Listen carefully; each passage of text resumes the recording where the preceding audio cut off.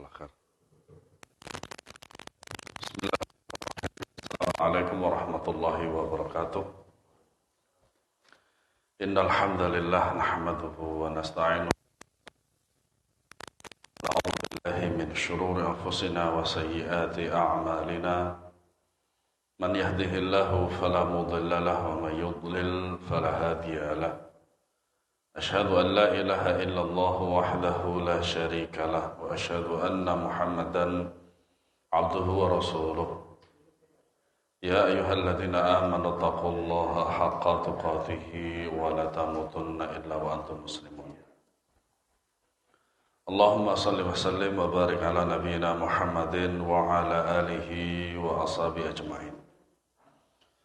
Ma'asyiral muslimin, a'azanallahu wa iyyakum. Kita melanjutkan tafsir surat Al-Mutaffifin pada halaman 189, yaitu tentang bentuk-bentuk lain mengurangi timbangan. Para ulama menyebutkan bahwa apa yang disebutkan Allah Subhanahu wa ta'ala tentang mengurangi takaran dan timbangan ini merupakan contoh dan bukan merupakan batasan. Artinya hal ini dapat dianalogikan atau dikaitkan dengan permasalahan lainnya. Betapa banyak permasalahan dalil-dalil itu sebenarnya secara khusus tapi juga bisa umum. Ya, contohnya, ma asfala minal ka'baini minal izari fa finnar.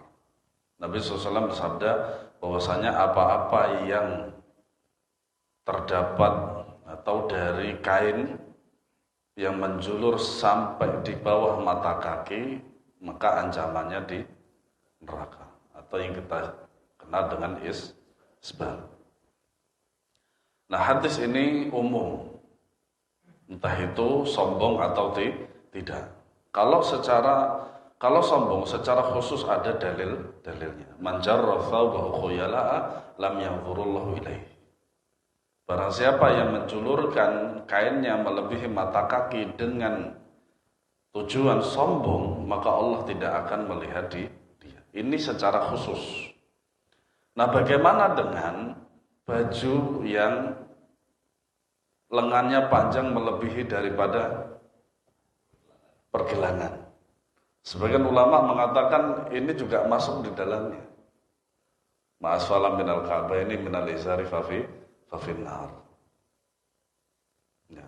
Nah, ini diantara salah satu keluasan ilmu para ulama. Ya. Bagaimana bisa dalil tentang ma'asfala minal ka'bain itu dikaitkan dengan lengan baju? Sebagian ulama mengatakan masuk ke dalam bab ini, ke dalam hadis ini. Jadi tidak boleh melebihi daripada pergelangan tangan. Nah, sebagian ulama mengatakan tidak masuk karena apa? Sudah jelas dalilnya menyebutkan di bawah mata kaki, di bawah mata kaki. Dan ini tidak ada ittifaq para ulama. Artinya apa? Monggo bagi antum mau mengambil pendapat ini atau itu terserah. Nah, bentuk pertama menilai seseorang.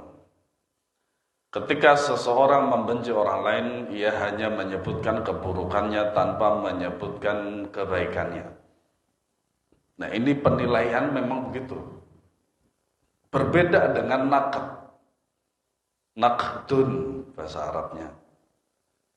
Kalau naqdun itu kritik. Kan gak mungkin kritik itu kebaikan. Pasti yang dilihat adalah keburukan itu dikritik. Nah, kalau taqyim, ya memang harus menyebutkan mana yang baik dan mana yang buruk, begitu. Itu taqyim, penilaian. Nah, ternyata di sini taqyim menilai seseorang itu adalah menyebutkan keburukannya tanpa menyebutkan kebaikannya. Nah, ini juga termasuk timbangan. Begitu luasnya Islam. Mungkin kalau kita nggak ngaji, kita nggak dapat ilmu. Makanya Islam itu semakin mudah diamalkan kalau tahu ilmunya.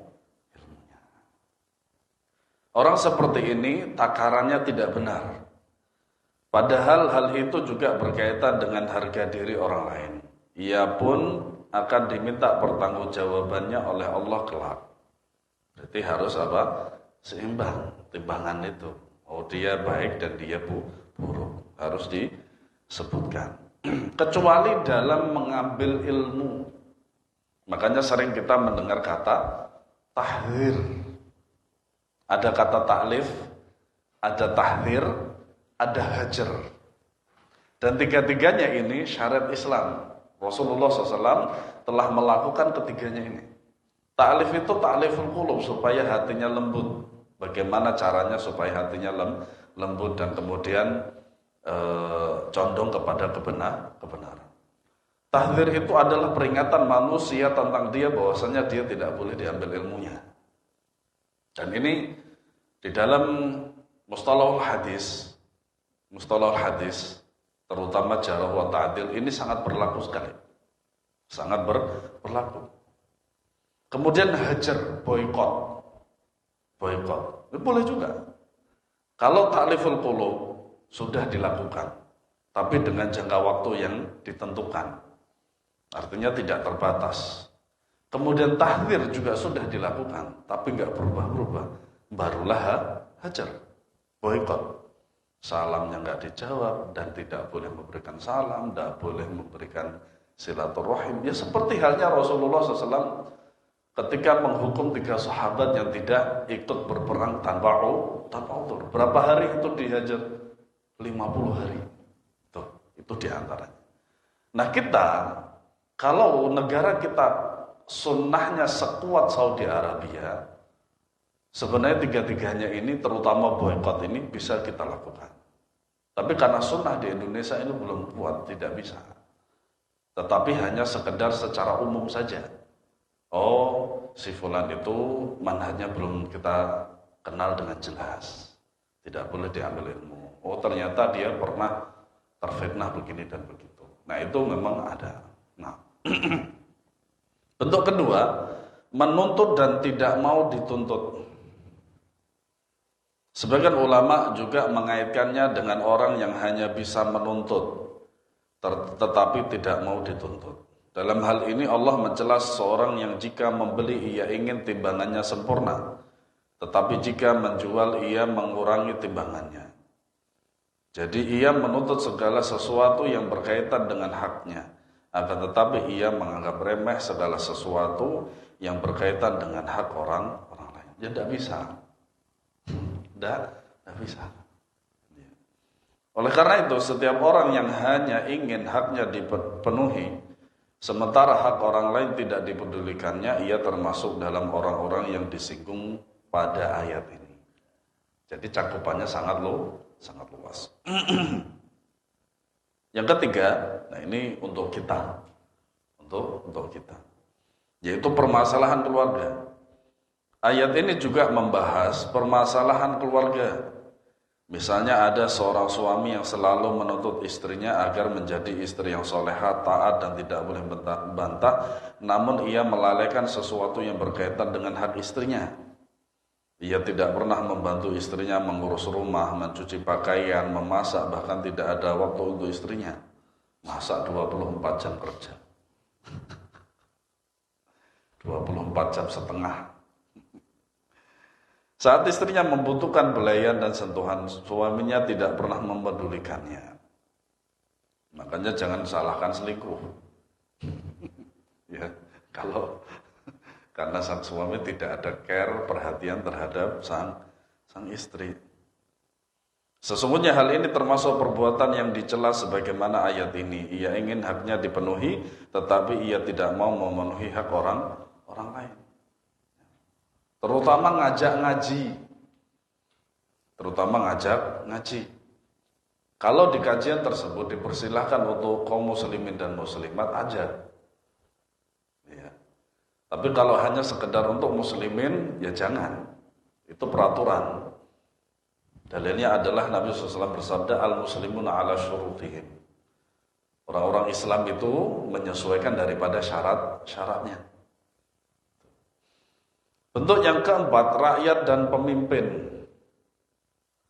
Ayat ini juga membahas hubungan rakyat dengan pemimpinnya. Bahkan kadang-kadang banyak rakyat yang selalu menuntut haknya agar dipenuhi pemerintah. Tetapi kewajibannya sebagai rakyat tidak diperhatikan. Minimal menjadi rakyat yang baik. Itu aja udah cukup sebenarnya. Mereka selalu melanggar peraturan-peraturan yang dibuat. Bagi mereka, peraturan itu untuk dilanggar. Makanya mungkin di antara antum pernah ditanya, termasuk saya pernah ditanya, sholat itu dilanggar boleh enggak?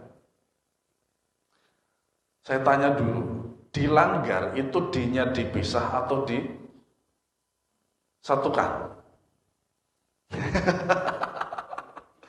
Kalau dilanggar, ya enggak boleh. Kalau jadiin satu, enggak boleh. Kalau dilanggar, boleh musola kok. Gitu. Makanya kita juga detail juga dalam berbahasa Indonesia. Gunakan bahasa Indonesia dengan baik yang benar. Kadang saya seperti itu, suka guyonin sebagian pedagang, kadang seperti itu. Saya bilang, sampean itu berhadapan dengan guru ya. Guru itu selalu memakai bahasa Indonesia dengan baik yang benar. Saya katakan demikian. Demikian juga sebaliknya, pemerintah mungkin selalu menutup hak kepada rakyat dengan mewajibkan mereka untuk membayar ini dan itu. Tetapi hak-hak dan kesejahteraan rakyat tidak dipenuhinya. Syekh Sulaiman Ar-Ruhaili, hafizahullah ta'ala mengatakan, ketika aku bersama rakyat, maka aku berada di barisannya pemerintah. Ketika aku berada di barisannya pemerintah, maka aku akan membela rakyat. Seakan-akan bunglon kan? Tidak. Setelah saya baca lagi keterangan beliau, tapi sebenarnya audio, penjelasan beliau secara audio bukan tulisan. Jadi begini, ketika aku bersama rakyat, aku akan menutupi keburukan-keburukan pemerintah. Supaya apa? Supaya tidak direndahkan oleh rakyatnya, sehingga pemerintah itu tidak ada harga dirinya, kemudian mereka memberontak. Ini satu zari'ah, namanya satu zari'ah. Tetapi ketika saya berada di hadapan pemerintah, maka akan saya sampaikan aspirasi masyarakat. Itu. Ya. Itu adalah yang tepat seperti itu. Makanya kadang pemerintah itu tergantung rakyatnya. Kadang juga rakyat itu tergantung pemerintahnya dan seterusnya. Makanya harus saling membantu. Ya. Pemimpin jadi pemimpin yang baik, rakyat juga menjadi rakyat yang baik. Ya. Bentuk kelima, kewajiban pekerja. Ayat ini juga membahas kewajiban para pekerja. Mereka banyak yang mencuri waktu dengan datang terlambat. Makanya guru yang dicintai oleh siswa adalah guru yang terlambat. Percaya atau enggak? Percaya atau enggak? Saya sudah 10 tahun mengajar. Mulai dari dulu setengah tahun itu saya mengabdi di pondok saya. Kemudian di Saudi Arabia sekitar 5 tahun saya mengajar TKI, TKW, kadang sesekali juga berdakwah di penjara. Ya. Makanya ada ibu-ibu yang hafal Al-Quran kan, Bu Ruyati atau siapa itu saya lupa. Itu hafal Al-Quran itu, karena penjara di sana tuh enak. Gitu. Terus kemudian pulang ke Saudi Arabia, dari Saudi Arabia ke Indonesia, kemudian ngajar SD, kemudian ngajar SMP, SMA. Alhamdulillah selain itu nyambi jadi dosen 1 tahun. Gini-gini pernah jadi dosen. Pernah ditawar lagi tapi saya nggak mau karena jauh Bogor sana, Kenari sana itu, seperti itu. Makanya guru yang disukai anak-anak itu yaitu udah datang terlambat atau bahkan mungkin nggak datang, nggak ngasih tugas, santai. Makanya ketika saya piket seperti itu, saya tanyakan dulu, ada tugas enggak? Saya katakan harus ada tugas antum enak banget gitu. Karena saya diantara guru yang berani. Dan daripada saya mengorbankan akhirat saya, kalau berantem aja udah nggak apa-apa. Kalau mau diingatkan silakan, kalau enggak ya sudah. Gitu. Kok enak banget antum nggak mikir gaji antum itu. Antum kalau nggak masuk, kasih laporan kepada kepala sekolah, kemudian kepada wali kelas, kasih laporan bahwasanya antum nggak masuk, terus kemudian antum kasih tugas. Gitu. Nah, adapun yang piket itu tidak akan berani menambah pelajaran kalau tanpa izin dari guru pengampu. Gitu. Intinya kalau sudah saya sampaikan, saya nggak peduli antum siapa. Anakannya hiasan lah, bodoh amat. Yang penting saya sampaikan. Kalau mau kerjasama dengan saya dengan baik, gitu ya. Saya begitu. Nggak peduli siapa. Kepala sekolah aja juga pernah saya marahin. Karena apa? Kerjasama memang harus seperti itu. Atasan juga harus, tapi cara menyampaikannya yang baik, gitu. Ya kecuali kalau atasannya keras kepala juga nggak. Ajak berantem aja. Mereka banyak mencuri waktu dengan datang terlambat atau pulang sebelum waktunya. Ya ini gajinya haram itu, gajinya. Syekh Utsaimin rahimahullah taala juga menjelaskan demikian. Apapun pekerjaan, selama dia bekerja itu harus ada komitmen. Dalilnya mana? Al-muslimun ala syurutihim. Kaum muslimin itu sesuai dengan syaratnya. Kalau datangnya jam 7, pulangnya jam 4, ya sudah. Emang mau ngapain di rumah? Makanya saya sering menyampaikan kepada anak-anak itu, juga saya sampaikan kepada guru-guru itu, jadwal yang ada pada kita itu sebenarnya secara tidak langsung sudah membuat kita disiplin. Jam sekian masuk, jam sekian istirahat. Jam sekian sholat, jam sekian istirahat, makan, dan itu sudah, itu kalau di pondok itu enak gitu. Sudah ada waktunya, timernya sudah pas kalau itu waktunya itu. Sehingga apa? Nanti kalau keluar daripada ma'had itu, dia akan terbiasa dengan jadwal tersebut. Nah, namun mereka menuntut gajinya dibayar penuh, omong kosong.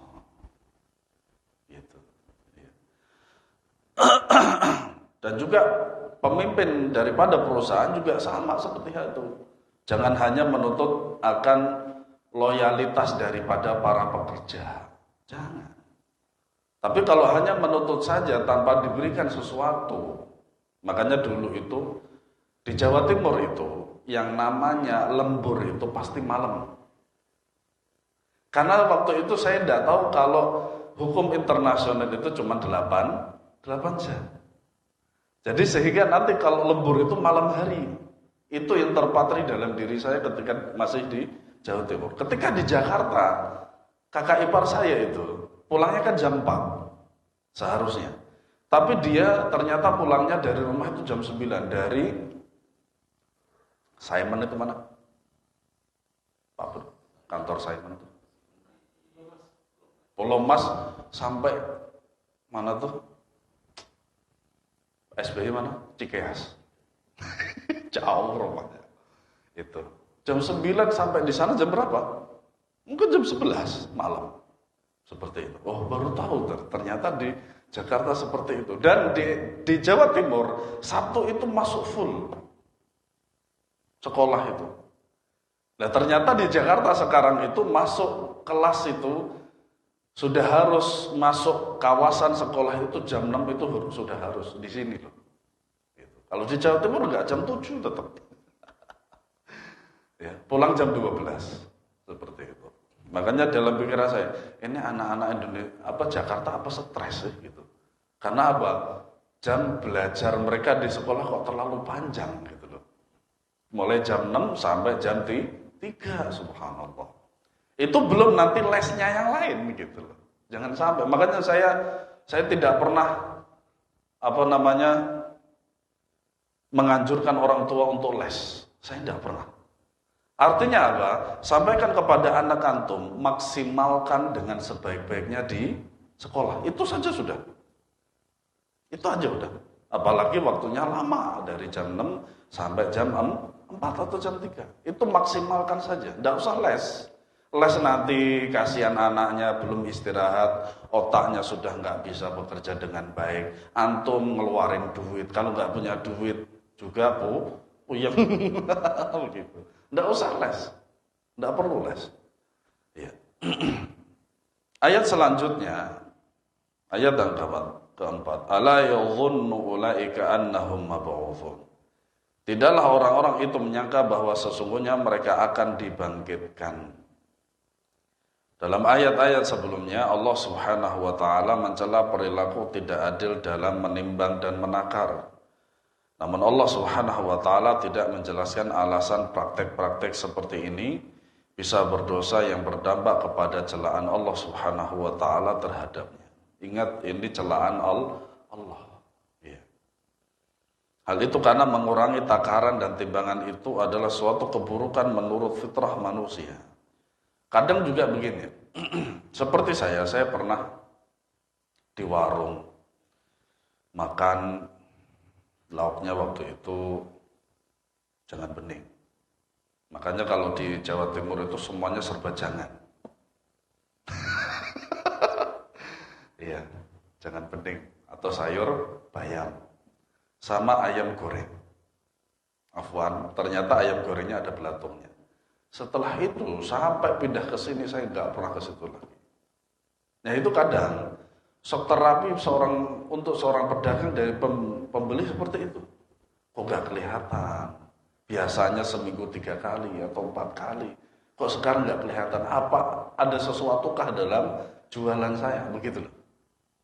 Sebenarnya lebih selamatnya itu disampaikan. Lebih selamatnya disampaikan. Supaya apa? Supaya customernya itu tidak lari. tidak lari. Sehingga dia masih bisa berjalan dengan baik jualannya itu. Disampaikan saja dengan yang baik. Semua menganggap hal itu merupakan sesuatu yang buruk. Allah Subhanahu wa taala tidak menyebutkan dalil atau alasan praktek seperti ini bisa mendatangkan dosa, tetapi langsung menyampaikan mau'izah, nasihat tentang hari kiamat atau hari pembalasan. Artinya apa? Segala sesuatu yang dilakukan itu pasti akan ada balasannya. Allah seolah-olah bertanya kepada mereka yang tidak mengetahui adanya kebangkitan di hari akhir nanti. Makanya di dalam surat ini memang nasihat besar bagi pedagang. Bagi pedagang. Ayat selanjutnya, liyaumin 'azim yauma yaqumun nasu lirabbil alamin. Pada suatu hari yang besar, yaitu ketika manusia, yaitu hari ketika manusia berdiri menghadap Tuhan semesta alam. Hari kiamat memiliki banyak nama. Nama lain salah satunya adalah Yaumul Qiyamah. Dinamakan Yaumul Qiyamah karena kata ini berasal dari akar kata qama yaqumu qiyaman yang artinya berdiri. Sementara itu al-qiyamah diambil dari al-qiyam. Itu seharusnya tasdidnya tidak ada. Karena tidak mungkin qaf itu bertemu dengan tasdid. Karena qaf itu adalah huruf qamariyah, bukan huruf syamsiyah. Bisa jadi ini salah cetak, wallahu a'lam. Yang ditambahkan dengan ta marbutah di akhirnya dengan bentuk mubalaghah, hiperbola. Hiperbola. Sehingga maknanya adalah berdiri. Hal itu karena manusia akan berdiri dalam waktu yang sangat lama untuk menanti kedatangan Allah Subhanahu wa taala yang menyidang mereka pada hari kiamat. Semoga Allah mudahkan kita. Amin ya rabbal alamin. Hari akhirat adalah hari yang sangat mengerikan. Nggak bisa mengerikannya kayak nggak bisa itu. Karena saking mengerikannya. Allah menurunkan matahari sampai berjarak 1 mil dekatnya sehingga manusia dalam keadaan yang sangat parah dan sangat kepanasan. Yang ada sekarang aja kita kepanasan. Ya. Makanya di Saudi itu orang-orang yang di sana itu paling enak kalau musim panas. Kalau musim dingin enggak. Selama saya di sana itu paling suka itu musim panas, karena bisa kelayapan nih kita itu. Bisa kelayapan. Makanya Universitas Islam Madinah atau sekolah-sekolah Saudi Arabia itu mereka liburnya pada waktu musim panas, bukan musim dingin. Musim dingin aja kita itu kadang jarang mandi. Tapi ada patokan khusus, yaitu hari Jumat harus mandi. Kadang dua hari sekali atau 3 hari sekali. Antum bayangin aja itu. Dan hari Jumat kadang kita juga mandinya dengan air dingin. Karena apa? Setelah itu kita anget. Kalau anget kadang dingin begitu. Ajib gitu ya. Nah, manusia pada hari itu dibangkitkan dalam keadaan telanjang bulat. Tidak memakai alas kaki, belum disunat dan tidak membawa apa-apa. Aisyah menggambarkan peristiwa ini dalam sabda Rasulullah SAW. Yuhsyarun nasu yaumil qiyamati hufatan uratan ghurlan. Qultu ya Rasulullah an-nisa'u war-rijalu jami'an yanzuru ba'dhuhum ila ba'd. Qala ya Aisyatu al-amru asyaddu min an yanzura ba'dhuhum ila ba'd. Manusia akan digiring pada hari kiamat di padang mahsyar dalam keadaan tidak memakai alas kaki, telanjang dan belum dikhitan. Lalu Aisyah bertanya, ini pertanyaan tabiat.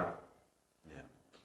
Wahai Rasulullah, perempuan dan laki-laki semuanya, sebagian mereka melihat sebagian lainnya, maka beliau menjawab, keadaannya lebih mengerikan daripada membuat mereka berpikir demikian.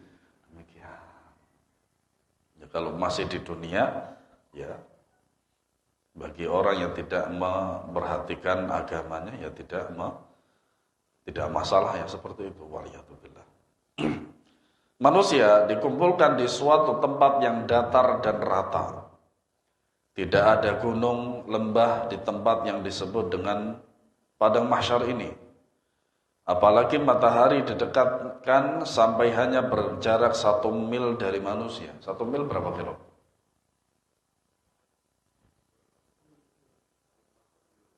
Berapa? 1,2 kilo ya. Jazakallah khairan. Selain itu, seluruh manusia sejak Nabi Adam alaihissalam sampai manusia terakhir yang hidup di bumi dikumpulkan di tempat tersebut. Mereka berdiri karena menunggu kehadiran Allah Subhanahu wa taala dalam keadaan penuh ketakutan. Karena mereka bercucuran sehingga Nabi SAW menyebutkan bahwa keringat seorang sesuai dengan imannya. Maka kita harus meningkatkan keimanan kita. Orang yang imannya tinggi, keringatnya akan sedikit. Sebaliknya, makin buruk, imannya makin tinggi dan banyak keringatnya. Dan itu nanti, kejadian yang seperti itu adalah tidak masuk akal. Tidak masuk akal. Tetapi karena yang berbicara adalah dalil, maka samaan wa ta'at. Mendengar dan taat. Bisa jadi ketika antara satu dengan sama lain itu tidak sama. Padahal yang namanya matahari itu sama-sama didekatkan 1 mil. Bisa jadi yang sana itu tenggelam, yang satu tidak. Bisa jadi itu. Nah, ini tidak masuk akal. Karena memang bukan tugasnya akal, hadis-hadis semacam itu, tetapi adalah tugasnya hati. Ada yang keringat sampai betisnya, pahanya, pinggangnya, mulutnya, kepalanya, bahkan wajahnya. Inilah bukti dahsyatnya hari kiamat. Nah, kita tinggal melakukannya seperti ini, yaitu apa? Dengan menambah keimanan. Nabi SAW bersabda, Tudana syamsu yamal qiyamati minal khalq hatta takuna minhum kamiqdari milin fayakunu nasu ala qadri a'malihim fil araq faminhum man yakunu ila ka'bayhi wa minhum man yakunu ila rukbatayhi wa minhum man yakunu ila haqwayhi wa minhum man yuljimuhu al-araqu iljaman qala wa asyara Rasulullah SAW biyadihi ila fihi. Matahari pada hari kiamat didekatkan pada manusia hingga jaraknya dari mereka hanya 1 mil. Maka orang-orang berdasarkan amalnya dalam hal keringat. Di antara mereka ada yang keringatnya hingga 2 mata kakinya. Berarti imannya tinggi. Imannya tinggi. Ada yang keringatnya hingga kedua lututnya. Berarti agak rendah imannya. Ada yang keringatnya sampai kedua pinggang. Dan seterusnya. Dan ada yang keringatnya sampai ke mulut hingga menahan mulutnya. Sesuai dengan keimanan mereka. Pada hari itu Allah Subhanahu wa taala membangkitkan manusia dengan bentuk yang lain. Allah Subhanahu wa taala membuat manusia kuat untuk menahan panasnya matahari meskipun tidak ada makanan dan minuman. Minimal kalau kita kepanasan itu minum, tidak makan. Nah, itu nanti di padang mahsyar itu tidak ada makanan dan minum tapi kuat. Ya. Meskipun manusia dalam kondisi yang sangat sulit dan kepanasan, mereka kuat dan tidak bisa mati. Padahal seandainya matahari diturunkan sedikit saja pada saat itu, mungkin manusia sudah binasa. Karena apa? Karena bertemu dengan api. Api itu sifatnya membinasakan. Ya. Pada hari itu, semua manusia menanti waktu Allah Subhanahu wa taala akan memulai persidangannya. Ada yang mengatakan manusia menunggu sampai 40.000 tahun. Subhanallah. Luar biasa. Ya, memang tidak masuk akal, tetapi ini adalah dalil. Dan sebaik-baik seorang mukmin adalah patuh tunduk terhadap dalil. Ada pula yang mengatakan 50.000 tahun. Jadi intinya manusia menunggu dalam waktu yang sangat lama. Sementara itu, orang-orang beriman justru merasa menunggu dalam waktu yang singkat. Itu diantara faedah manfaat beriman kepada Allah. Ini kabar gembira untuk kita, insyaallah ta'ala. Abu Sa'id Al-Khudri berkata, qila li Rasulillah SAW, yauman kana miqdaruhu 50,000 sanah ma atwala hadzal yauma. Faqala Rasulullah SAW, walladhi nafsi biyadihi annahu la yukhaffafu 'alal mu'min hatta yakuna akhaffa 'alaihi min salatin maktubatin yusalliha fid dunya. Jadi hadis ini merupakan keutamaan seorang mukmin. Dikatakan kepada Rasulullah, suatu hari yang ukurannya 50.000 tahun, sungguh betapa panjang hari tersebut. Ya, untungnya para sahabat bertanya kepada Rasulullah. Karena khawatir, ya, itu ciri orang beriman itu seperti itu, khawatir di akhiratnya gitu loh. Khawatir akan bahaya di akhiratnya. Seharusnya orang mukmin demikian. Gitu. Sampai sahabat saja bertanya kepada Rasulullah SAW karena khawatir. Maka Rasulullah SAW berkata, demi jiwaku yang berada di tangannya. Berarti ini perkara yang penting. Sungguh diringankan bagi seorang mukmin hingga lebih ringan daripada sholat fardu yang dikerjakan di dunia. Ya. Hadis riwayat Ahmad. Ya. Namun hadis ini lemah karena periwayatannya Ibnu Lahiyah. Memang Ibnu Lahiyah ini seorang perawi yang dhaif, lemah. Dari Darraj bin Abu Syamh, Abul Haytham dari Abu Sa'id Al-Khudri, dan Ibnu La'iha dan Darraj, keduanya perawi yang dhaif. Hadis ini didhaifkan oleh Albani dalam Al-Mishkah dan pentahqiq Musnad Imam Ahmad. Banyak pentahqiq Musnad Imam Ahmad itu banyak. Syekh Ahmad Syakir, Syekh Syu'aib Al-Arnaud rahimahumullah ta'ala. Kalau Syekh Syu'aib Al-Arnaud ini mentahqiq, meneliti Musnad Imam Ahmad itu yang sekarang itu menjadi 52 jilid. Kenapa demikian? Karena sebagaimana yang dikatakan oleh Abdullah, anaknya Imam Ahmad, bahwasanya bapakku menghafal 1 juta hadis. 1 juta hadis. Nah, Musnad itu adalah satu hadis yang diriwayatkan per perawinya.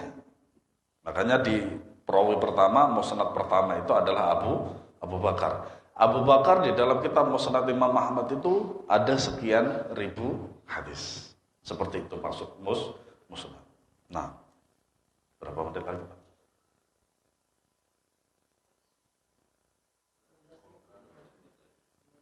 12. Alhamdulillah.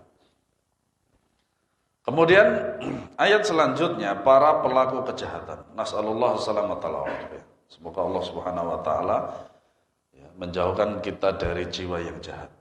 Amin ya rabbal alamin. Kalla inna kitabal fujjari lafi sijjin. Sekali-kali jangan curang karena sesungguhnya kitab orang yang durhaka tersimpan dalam sijjin. Dalam Al-Quran sering dijumpai kata kalla. Sebagaimana yang dijelaskan oleh Imam Al-Qurtubi dalam tafsirnya, kalla terkadang dimaknai sebagai kalimat yang mengingkari perkataan sebelumnya. Terkadang pula maknanya adalah haqqan, untuk menekankan dan membenarkan perkataan sebelumnya. Ini sebagaimana yang dijelaskan oleh Imam Al-Qurtubi dalam tafsirnya, dalam menafsirkan ayat 79 dari surah Maryam. Al-Imam Ibnu Katsir rahimahullah mengatakan bahwa kalla dalam ayat ini bermakna haqqan, yaitu sungguh benar-benar. Sungguh benar-benar. Ada dua penafsiran para ulama dalam hal ini. Yang pertama, Allah Subhanahu wa taala menyampaikan bahwa nama-nama orang fajir semuanya telah tercatat dalam kitab atau sebuah batu. Nah, ini yang harus kita imani. Catatan tersebut berada di batu hitam yang terletak di lapisan bumi yang ketujuh dan paling bawah. Namun hanya Allah yang mengetahui hakikatnya. La ya'lamul ghaiba illallah. Tidak ada yang mengetahui hal yang gaib kecuali siapa? Allah Subhanahu wa taala. Orang yang beriman, nah ini lagi orang yang beriman kepada takdir, meyakini bahwa seluruh orang yang masuk neraka jahanam sudah ditulis dalam catatan Allah. Tak ada seorang pun yang lepas dari catatan tersebut.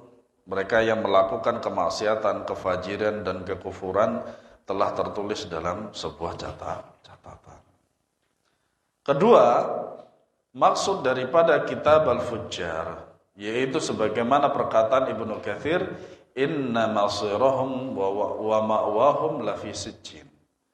Kesudahan mereka dan tempat mereka adalah tempat yang sempit. Makanya penjara, sijjin, itu aslinya kan penjara.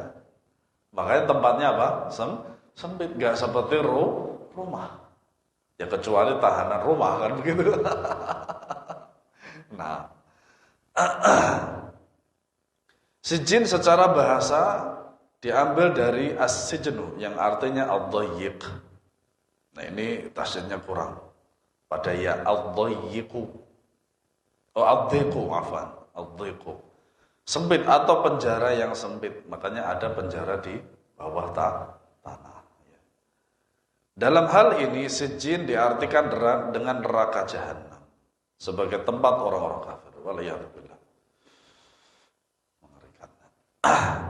Pendapat ini dikuatkan oleh Ibnu Katsir rahimahullah. Beliau condong kepada pendapat bahwa sijjin adalah tempat menyesakkan yang terletak di lapisan bumi yang ketujuh dan paling bawah.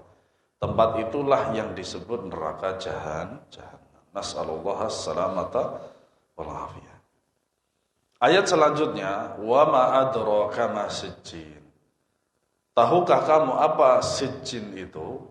Allah Subhanahu wa taala mengulangi penyebutan sijjin dalam bentuk pertanyaan. Inilah bentuk uslub atau metode Al-Quran untuk menunjukkan bahwa sijjin adalah tempat yang mendatangkan penderitaan dan sangat sempit. Makanya orang itu takut kalau di penjara. Allah Ta'ala berfirman dalam Al-Quran, laqad khalaqnal insana fi ahsani taqwim thumma radadnahu asfala safilin. Sungguh kami telah menciptakan manusia dalam bentuk yang sebaik-baiknya. Makanya walaupun syariat Islam itu diwajibkan untuk manusia dan jin, tetap bahwasanya manusia lebih mulia daripada jin. Kenapa demikian? Karena penciptaan manusia itu lebih sempurna daripada jin. Dan Nabi dan Rasul itu semuanya adalah dari manusia. Kemudian kami kembalikan dia ke tempat yang serendah-rendahnya. Para ulama tafsir mengatakan bahwa yang dimaksud dengan tempat yang serendah-rendahnya adalah lapisan bumi yang paling bawah. Hal ini menguatkan tafsir dari ayat sebelumnya. Ayat yang ke-9, Kitabum Marqum, ialah kitab yang tertulis. Catatan amal tersebut seakan-akan telah dipahat Allah Subhanahu wa taala dan tidak akan ada lagi perubahan. Jadi Kitabum Marqum bukanlah tafsir dari Sijin, tetapi tafsir daripada Kitab al-Fujjar. Orang yang beriman kepada takdir meyakini bahwa ketika Allah Subhanahu wa taala menciptakan alam semesta, Allah Subhanahu wa taala juga mencatat siapa saja yang akan menjadi penghuni surga maupun penghuni neraka. Ya. Tetapi takdir Allah itu bisa dirubah. Ini. Tidak akan ada perubahan sama sekali dalam catatan tersebut. Tidak ada seorang pun yang mengetahui dirinya akan menjadi penghuni neraka atau penghuni surga. Makanya kita selalu berdoa pada Allah untuk menjadi penghuni neraka dan bukan menjadi penghuni surga dan bukan menjadi penghuni neraka. Nah, ini pelajaran penting. Ini sangat penting sekali pelajaran ini. Jika ada yang bertanya, mengapa harus beramal jika kita tahu akan menjadi penghuni neraka? Itu. Pertanyaan ini sering kita dengar atau mungkin bahkan muncul pada benak diri kita sendiri. Jawabannya karena kita tidak tahu akan menjadi penghuni neraka atau surga, kita hendaklah senantiasa beramal. Di sisi lain, selain kita beramal untuk Allah Subhanahu wa taala, juga meminta rahmat sebagaimana Rasulullah SAW juga demikian. Beliau masuk surga itu adalah karena rahmat Allah. Ya, rahmat Allah. Rasulullah SAW bersabda, "I'malu fa kullun muyassarun lima khuliqa lahu, amma man kana min ahli sa'adah fayuyassaru li'amali ahli sa'adah wa amma man kana min ahli syaqa fayuyassaru li'amali ahli syaqawah." Hendaklah kalian beramal, setiap orang yang akan dimudahkan sesuai dengan tujuan dia diciptakan. Barang siapa yang tergolong orang-orang yang berbahagia, penghuni surga, maka ia akan dimudahkan untuk melakukan amalan orang-orang yang berbahagia tersebut. Ini kaidahnya. Ini kaidahnya. Barang siapa yang tergolong orang-orang yang sengsara, penghuni neraka, ia akan dimudahkan untuk melakukan amalan-amalan orang yang sengsara. Nah, ini kaidahnya juga. Alhamdulillah. Kita tahu kaidahnya. Kemudian ayat yang ke-10, wailu yauma idzil lil mukadzibin. Kecelakaan yang besarlah pada hari itu bagi orang-orang yang mendustakan dan kita yang membenarkan. Semoga kita termasuk orang-orang yang membenarkan sampai dicabutkannya nyawa kita. Amin ya rabbal alamin. Firman Allah Subhanahu wa taala, celakalah pada hari itu bagi orang yang mendustakan, diartikan sebagai kecelakaan bagi mereka jika tiba hari kiamat, ketika Allah Subhanahu wa taala telah menyiapkan sijin dan azab yang paling pedih bagi mereka. Wallahu a'lam bissawab. Semoga Allah Subhanahu wa taala menjadikan kita orang-orang yang selalu menambah keimanan kita kepada Allah. Menjadikan kita orang-orang yang penghuni surga dan dijauhkan dari neraka. Amin ya rabbal alamin. Ada pertanyaan sebelum kita tutup? Berapa menit lagi? Nah, monggo kalau ada pertanyaan.